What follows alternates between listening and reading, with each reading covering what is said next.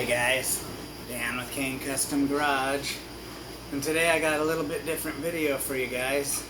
I got a co-worker who, his wife is really sick, and he doesn't know, how long she's going to be sick, or what the future entails. But he's in a really bad spot, and like I said, he's a co-worker I've worked with for years. He's a good friend. He's a good guy. His name's John. And anyways, I thought, I'd do a little video to try and help him out.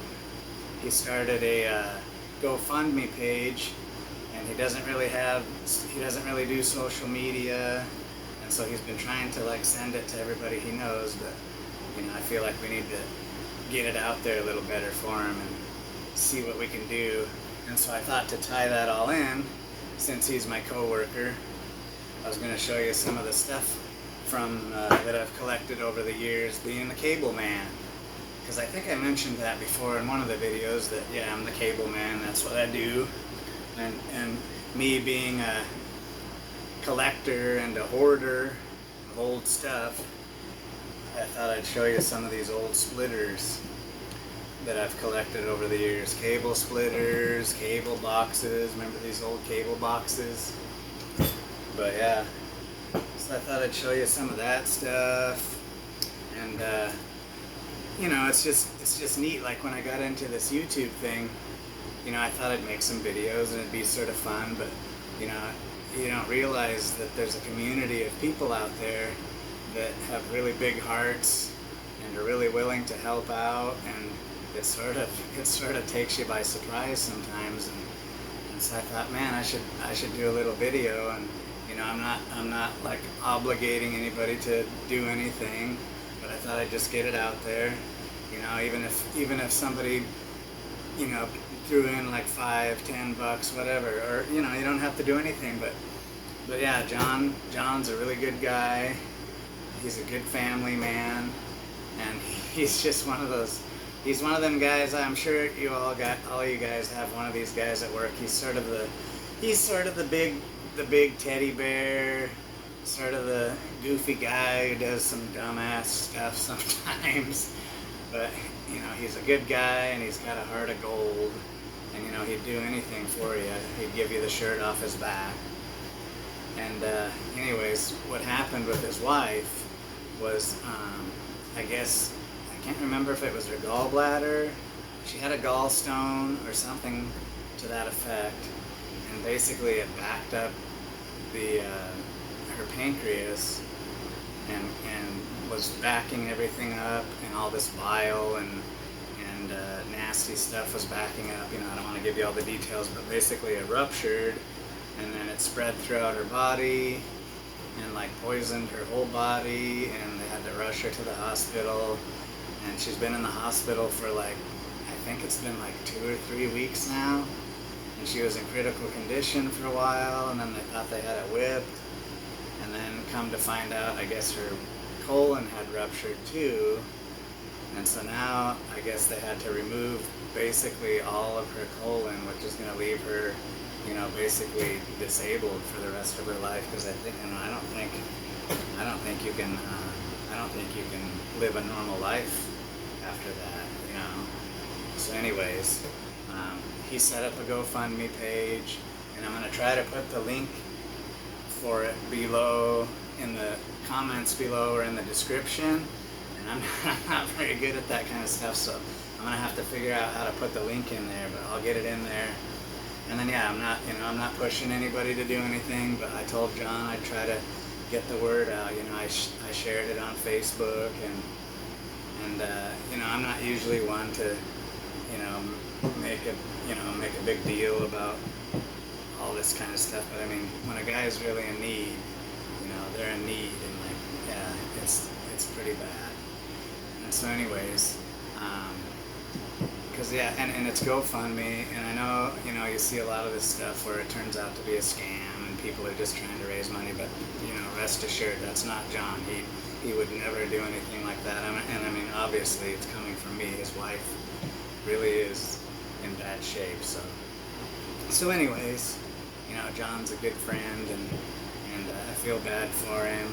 because it could happen to any one of us. It's just one of those things where she was fine one day and the next day it just hit her, and their life got turned upside down. So anyways, yeah. And John, he's just a big goofy, lovable guy. We all sort of, he's just one of those guys. He's a goofy guy, old John. I got this one story about him. One day he came to work, and he got out of his van, and he had his head up like this, and he came walking over to me, and I was like, John, why you got your head up like that? And he's like, I can't talk, and I was like, John, what is your problem? And like he pointed to his throat, and his, the little, your little uvula or your epiglottis or whatever the heck that thing is. Well, it was like swollen up, like the size of, it was huge, like just laying in the back of his throat. And he said every time he would, put his head down, it would block his throat, and he couldn't hardly breathe. And I was like, what? Why'd you come to work? And anyways, he couldn't hardly say anything. And so we told him, we're like, just go to the hospital, go to the walk-in clinic. And so he got there, and they gave him some antihistamines, and because he has really bad allergies, so apparently it was some kind of allergic reaction. But that's just John. Even though he was like half choking and couldn't hardly breathe, he drove his van to work. And and then this other funny story that about John was, one time I was helping him on a job, and I was up on the pole on the ladder across the street, and I was watching him at the house. He was with another guy, and they walked into these people's yard because that was the house we were working on. And then they had a little white poodle, and I don't think they saw the dog.